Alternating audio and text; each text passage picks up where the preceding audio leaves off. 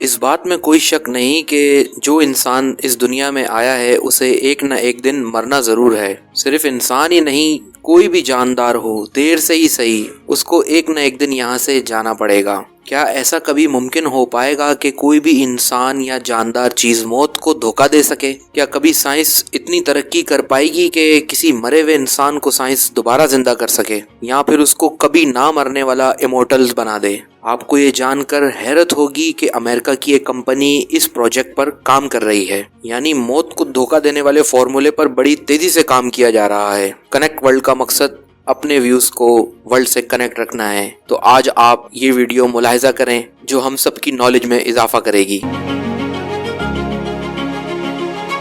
जिस तरह एरोप्लेन की डिजाइनिंग को एरोनॉटिक्स कहा जाता है, इलेक्ट्रॉनिक डिवाइसेस की डिजाइनिंग को इलेक्ट्रॉनिक्स और रोबोट्स की डिजाइनिंग को रोबोटिक्स, इसी तरह इंसान की डेड बॉडी को प्रिजर्व करके इस उम्मीद से कि इसको एक दिन दोबारा जिंदा किया जाएगा, इस फील्ड को क्रियोनिक्स कहा जाता है। एक्सपर्ट्स काफी पुरुमीद हैं कि आने वाले 50 या 70 सालों के अंदर साइंस इतनी तरक्की कर लेगी कि इंसान को मरने से रोक सके या मरे हुए इंसानों को जिंदा कर सके। इसी वजह से जिन इंसानों को मरने के बाद वापस जिंदा होने का शौक है और वो मेडिकल साइंस पर इतना भरोसा भी रखते हैं, उनके लिए स्कॉट्सडेल एरिजोना में एल्कोर नामी कंपनी का हेड ऑफिस मौजूद है। बाहर से देखने पर यह ऑफिस एक आम ऑफिस की तरह ही लगता है, लेकिन बिल्डिंग के सेंटर में एक अजीबोगरीब मंजर देखा जा सकता है। धुएं छोड़ते हुए इन स्टील के कैंस में लगभग 300 लोगों की डेड बॉडीज मौजूद हैं और 33 पेट एनिमल्स को भी यहाँ पर दोबारा जिंदा किया जाने की उम्मीद में फ्रीज किया गया है। यहाँ इंसान की मौत को उस अंदाज से नहीं देखा जाता जिस तरीके से हम देखते हैं, बल्कि एल्कोर की टीम का मानना है कि ये लोग भी आम इंसान हैं, बस इनका दिल नहीं धड़क रहा और ये एक लंबे अरसे के लिए सो रहे हैं। इसके अलावा इनकी बॉडी का हर एक पार्ट जो है वो बिल्कुल परफेक्ट कंडीशन में है।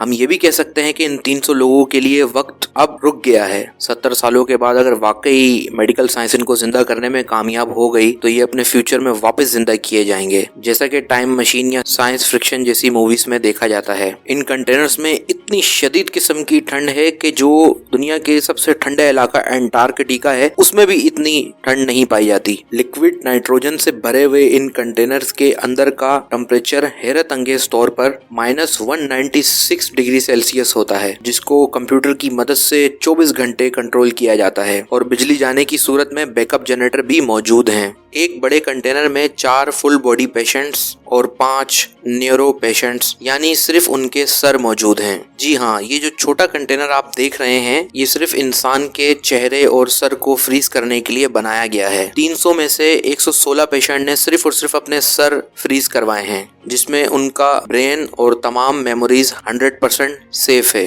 क्रियोनिक रिसर्चर्स का मानना है कि जब इनको वापस जिंदा किया जाएगा तो इनका फेस और ब्रेन सिर्फ इनका अपना होगा और इनके बकाया बॉडी पार्ट्स आर्टिफिशियल होंगे। इनको अपने मरने से पहले की तमाम चीजें अच्छी तरह याद होंगी और वो अपने दिमाग को वैसे ही इस्तेमाल कर पाएंगे जैसा एक नॉर्मल इंसान करता है। इनकी आर्टिफिशियल बॉडी इनके अपने ब्रेन से सिग्नल भी मौसूल करेगी और इनका आर्टिफिशियल हार्ट वैसे ही ब्लड को पंप करेगा जैसे असली दिल करता है। लेकिन सवाल ये है कि ये सब मुमकिन कैसे होगा? क्रियोनिक्स इतना सिंपल भी नहीं है जितना हमें नजर आ रहा है। सिर्फ लिक्विड नाइट्रोजन को बॉडी में डाल देने से काम नहीं चलेगा, बल्कि ये एक फुल प्रोसेस है और बहुत महंगा भी। फुल बॉडी को 50 सालों के लिए क्रायो प्रोटेक्ट कराने के लिए $2,20,000 यानी तकरीबन 1,65,00,000 रुपए लगते हैं। और अगर किसी को सिर्फ अपना सर क्रायो प्रोटेक्ट कराना हो तो उसके $80,000 अपने मरने से पहले ही पे करने होते हैं, जो तकरीबन 60 लाख रुपए बनते हैं। कंडीशन एक्सेप्ट करने के बाद जब सारी डॉक्यूमेंटेशन कंप्लीट हो जाती है तो पेशेंट का नाम एल्कोर की वेटिंग लिस्ट में शामिल कर लिया जाता है। वेटिंग लिस्ट का मतलब है कि एल्कोर के डॉक्टर्स की टीम पेशेंट के मरने का इंतजार कर रही होती है। जी हाँ, डॉक्टर्स की एक रिमोट टीम जो 24 घंटे ऑन कॉल होती है। जैसे ही उनको खबर मिलती है कि पेशेंट मरने वाला है या हॉस्पिटलाइज है तो वो फौरन हॉस्पिटल पहुंचकर अपने खास इंतजामात करना शुरू कर देती है। पेशेंट को मरने के बाद 1 घंटे के अंदर फौरन एल्कोर की फैसिलिटीज में लाया जाता है और उसकी बॉडी पर क्रायो प्रोटेक्शन का प्रोसेस स्टार्ट कर दिया जाता है। एक्सपर्ट का मानना है कि मरने के बाद जितना जल्दी इस प्रोसेस को स्टार्ट कर दिया जाएगा उतना ही उसके दोबारा जिंदा होने के चांसेस बढ़ जाएंगे। लेकिन आखिर वो कौन सा प्रोसेस है जो दोबारा जिंदा करने के लिए बहुत इंपॉर्टेंट है? मरने के बाद इंसान का दिल बंद हो जाता है और इसके साथ ही जो ब्लड सर्कुलेशन होती है वो नसों में रुक जाती है। जब बॉडी के डिफरेंट पार्ट्स तक खून की सप्लाई नहीं पहुंचती तो एक एक करके ये सारे पार्ट्स फेल होना शुरू हो जाते हैं। मरने के बाद से लेकर क्रायो प्रोटेक्शन का प्रोसेस स्टार्ट होने तक ब्लड का फ्लो लाजमी रखना होता है ताकि दिमाग और बाकी जिस्म के अज़ा तक ब्लड पहुंचता रहे। इसके लिए पेशेंट के चेस्ट पर एक मैकेनिकल पंप लगाया जाता है जो आर्टिफिशियली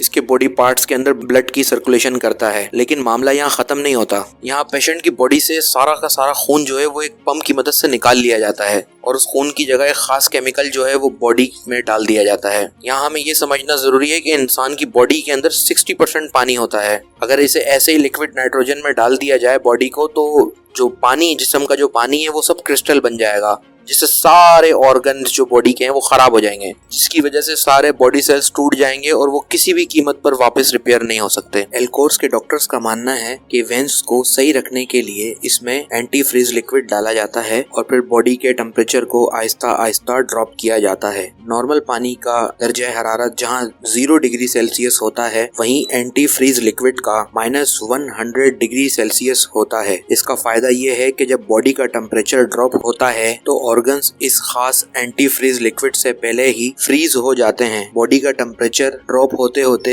एक पॉइंट ऐसा आता है जब बॉडी किसी शीशे की तरह पत्थर बन जाती है और इस पॉइंट पर बॉडी को उठाकर लिक्विड नाइट्रोजन टैंक में डाल दिया जाता है, जहां -196 डिग्री सेल्सियस में हमेशा हमेशा के लिए बॉडी प्रिजर्व रह सकती है। पूरी बॉडी को क्रायो प्रोटेक्ट करने के लिए डॉक्टर्स की टीम को 12 घंटे लगते हैं। जिन पेशेंट्स ने सिर्फ अपने सर को प्रिजर्व करने का ऑप्शन चूज किया होता है, उसमें डॉक्टर्स को 6 घंटे का प्रोसीजर्स करना पड़ता है। ब्रेन को क्रायो प्रोटेक्ट करने के बाद उसको भी कंटेनर में डालकर नाइट्रोजन टैंक में रख दिया जाता है। धुएं छोड़ते हुए इन कंटेनर्स के बराबर से गुजरते हुए ऐसा लगता है कि जैसे आप किसी कब्रिस्तान से गुजर रहे हो। ये यकीन करना काफी मुश्किल है कि न्यू टेक्नोलॉजी की मदद से शायद इनको फिर से जिंदा किया जाएगा। हर कंटेनर के बाहर इनमें मौजूद पेशेंट्स की तस्वीर भी लगाई जाती है और इनकी फैमिलीज वगैरह जो हैं वो इनको विजिट भी कर सकती हैं। और इन्हीं पेशेंट्स में कैलिफोर्निया से ताल्लुक रखने वाली अनीता रिस्किन भी हैं। अनीता को बॉडी के डिफरेंट पार्ट्स में कैंसर था और उनको इस चीज का अंदाजा हो गया था कि वो बहुत ज्यादा अरसे तक जिंदा नहीं रह सकती। इसी वजह से उन्होंने खुद को दोबारा जिंदा करने की उम्मीद में जीते जी अपने आप को एल्कोर में रजिस्टर करवा लिया। अनीता की जिंदगी के आखिरी दिनों में इन्होंने काफी इंटरव्यूज भी दिए, यहाँ तक कि उन्होंने अपने